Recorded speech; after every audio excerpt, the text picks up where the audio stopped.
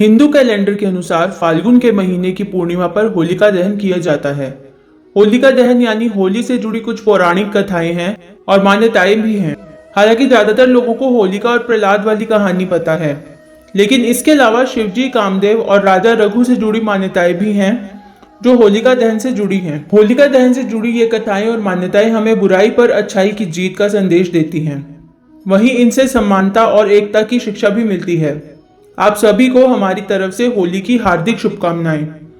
दोस्तों, इन कथाओं में से आज हम आपको दो प्रमुख कथाएं सुनाएंगे जो हमें जीवन में सही मार्ग पर चलने की सीख भी देंगी। तो पहली कहानी है भगवान शिव और कामदेव की।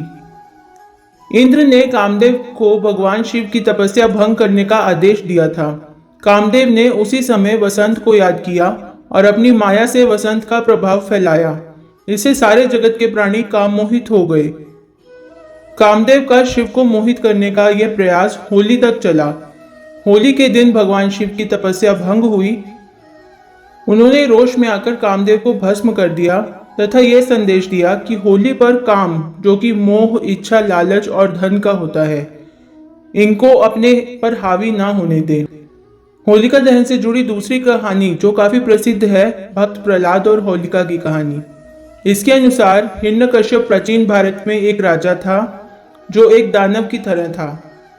वह अपने छोटे भाई की मृत्यु का बदला लेना चाहता था, जिसे भगवान विष्णु ने मार दिया था। इसलिए सत्ता पाने के लिए राजा ने वर्षों तक प्रार्थना की। अंत में उन्हें वरदान दिया गया कि वो कभी मर नहीं सकता। लेकिन इसके साथ ही हिरण्यकश्यप खुद को भगवान मानने लगा और अपने लोगों से उसे भगवान की तरह पूजने को कहा।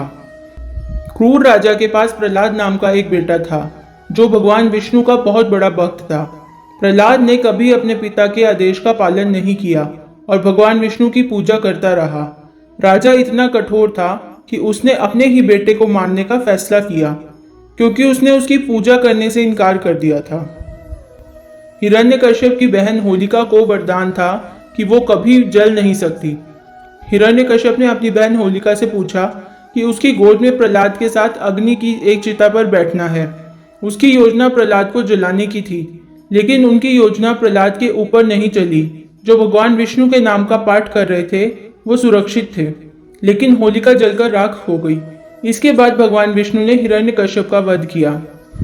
तब से ही होली पर वसंत उत्सव एवं होली जलाने की परंपरा प्रारंभ हुई, जिससे सभी देवी देवताओं, शिवगणों, मनुष्यों में हर्षोल्लास फैल गया। उन्होंने एक दूसरे पर रंग गुलाल उड़ाकर जोरदार उत्सव मनाया, जो आज होली के रूप में घर घर में मनाया जाता है। दोस्तों, इन दोनों कहानियों से हमें यह सीखने को मिलता है कि चाहे बुराई कितनी भी बड़ी क्यों ना हो और ताकतवर क्यों ना हो, पर जीत हमेशा अच्छाई और सच्चाई की होती है। अपने राह पर निडर होकर खड़े रहो और खुद पर विश्वास रखो, तो कोई आपका कुछ नहीं बिगाड़ सकता और एक दिन आपकी जीत अवश्य होगी। जैसे हिरण्यकश्यप को घमंड था कि उसे कभी भी कोई नहीं हरा सकता, वो अमर है, पर फिर भी भगवान विष्णु ने उसके गलत सोचने पर, उसके बुरा करने पर उसका ये घमंड तोड़ दिया। उसे हमें भी यही सीखने को मिलता है कि कभी भी हमें किसी बात का घमंड नहीं करना चाहिए और किसी को खुद से छोटा नहीं समझना चाहिए। इस साल की होली में जब आप पूजा करने जाओ तो परिक्रमा करते समय ये कामना करना कि हमारे माइंड में जो भी नेगेटिव थॉट्स हैं उन सबको अग्नि में जलाकर खत्म करना है। दोस्तों, जैसा कि पहले मैंने वीडियो में दो कहानियों के जरिए बताया कि होली का त्योहार इसलिए मनाया जाता है क्योंकि उस दिन बुराई पर अच्छाई की जीत हुई थी। हमें भी अपने अंदर सारी बुरी बातों को और बुरी सोच को हटाकर अच्छे और पॉजिटिव विचार लाने हैं, ताकि हमारी लाइफ और भी ज़्यादा बेहतर और सुंदर हो सके। होली में रंग खेलने का महत्व भी यही दर्शाता है कि इन रंग बिरंगे रंगों की तरह हमारी लाइफ भी खुशहाल रहे।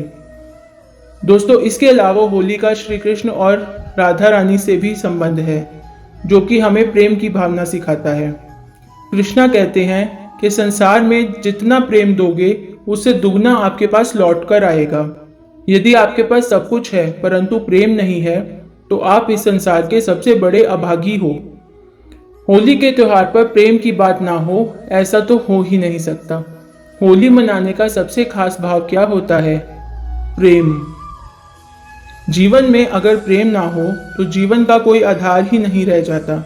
फिर वो चाहे किसी भी रूप में हो, पर होना जरूर चाहिए। वैसे तो प्रेम का कोई रूप नहीं होता, और ना कोई आकार, पर जहाँ पर प्रेम होता है वहाँ पर सब कुछ बहुत सरल और खूबसूरत होता है।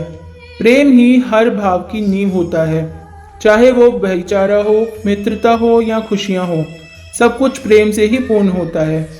होली पूर्ण रूप से प्रेम का त्योहार है। जब हम किसी को रंग लगाते हैं तब हम अपना प्रेम प्रकट करते हैं, और ये प्रेम किसी भी रूप में हो सकता है, जैसे कि माँ बच्चों का, भाई बहन का, पति पत्नी का या फिर प्रेमी प्रेमिका का।